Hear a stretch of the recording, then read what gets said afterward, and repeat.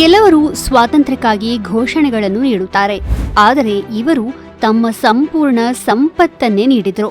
ಮನಸ್ಸು ಮಾಡಿದ್ರೆ ಅವರು ರಾಜನಂತೆ ಬದುಕಬಹುದಿತ್ತು, ಆದರೆ ದೇಶಭಕ್ತನಾಗಿ ಮಡಿಯಲು ಆಯ್ಕೆ ಮಾಡಿಕೊಂಡರು. ತಮ್ಮದೆಲ್ಲವನ್ನೂ ದಾನ ಮಾಡಿದ ಮತ್ತು ಪ್ರತಿಯಾಗಿ ಏನನ್ನೂ ಕೇಳದ ಅಪ್ರತಿಮ ಸ್ವಾತಂತ್ರ್ಯ ಹೋರಾಟಗಾರ ಕಾರ್ನಾಡ್ ಸದಾಶಿವರಾವ್. ಕಾರ್ನಾಡ್ ಸದಾಶಿವರಾವ್ ಅವರು ಕರಾವಳಿ ಕರ್ನಾಟಕದ ಒಂದು ಶ್ರೀಮಂತ ಗೌರವಾನ್ವಿತ ಕುಟುಂಬದಲ್ಲಿ ಜನಿಸಿದರು. ಅವರಿಗೆ ಭೂಮಿ, ಆಸ್ತಿ, ಆದಾಯ ಮತ್ತು ಆರಾಮದಾಯಕ ಭವಿಷ್ಯ ಕಾಯುತ್ತಿತ್ತು.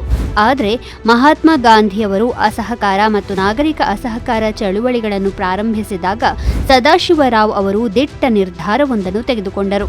ಅವರು ತಮ್ಮ ಸಂಪತ್ತಿನ ಒಂದು ಭಾಗವಲ್ಲ, ಅದರಲ್ಲಿ ಅರ್ಧದಷ್ಟೂ ಅಲ್ಲ, ಬದಲಾಗಿ ಬಹುತೇಕ ತಮ್ಮ ಸಂಪೂರ್ಣ ಸಂಪತ್ತನ್ನು ಸ್ವಾತಂತ್ರ್ಯ ಹೋರಾಟಕ್ಕೆ ದಾನ ಮಾಡಿದರು. ಅದೆಲ್ಲವೂ ಭೂಗತ ಕ್ರಾಂತಿಕಾರಿ ಕೆಲಸ, ಬಂಧಿತ ಸ್ವಾತಂತ್ರ್ಯ ಹೋರಾಟಗಾರರ ಕಾನೂನು ರಕ್ಷಣೆ, ರಹಸ್ಯ ಆಶ್ರಯಗಳು, ರಾಷ್ಟ್ರೀಯತಾವಾದಿ ಸಾಹಿತ್ಯದ ಮುದ್ರಣ, ಹೆಣ್ಣು ಮಕ್ಕಳ ಶಿಕ್ಷಣ ಮತ್ತು ಸಬಲೀಕರಣ ಹಾಗೂ ಜೈಲಿನಲ್ಲಿರುವ ಸತ್ಯಾಗ್ರಹಿಗಳ ಕುಟುಂಬಗಳಿಗೆ ಪರಿಹಾರ ಮುಂತಾದ ಕಾರ್ಯಗಳಿಗೆ ಬಳಸಲ್ಪಟ್ಟಿತು. ಬ್ರಿಟಿಷರು ಶೀಘ್ರದಲ್ಲೇ ಅವರನ್ನು ಗುರಿಯಾಗಿಸಿಕೊಂಡರು. ಅವರನ್ನು ಪದೇ ಪದೇ ಜೈಲಿಗೆ ಹಾಕಲಾಯಿತು. ಜೈಲಿನಲ್ಲಿ ಅವರ ಆರೋಗ್ಯ ಕುಸಿಯಿತು. ಆದರೆ ಅವರು ಎಂದಿಗೂ ತಮ್ಮ ಸಂಪತ್ತನ್ನು ಮರಳಿ ಕೇಳಲಿಲ್ಲ. ಯಾಕೆಂದರೆ ಹಣವನ್ನು ಮತ್ತೆ ಗಳಿಸಬಹುದು, ಸ್ವಾತಂತ್ರ್ಯವನ್ನು ಪಡೆಯಲು ಸಾಧ್ಯವಿಲ್ಲ ಎಂಬುದು ಅವರ ಭಾವನೆಯಾಗಿತ್ತು.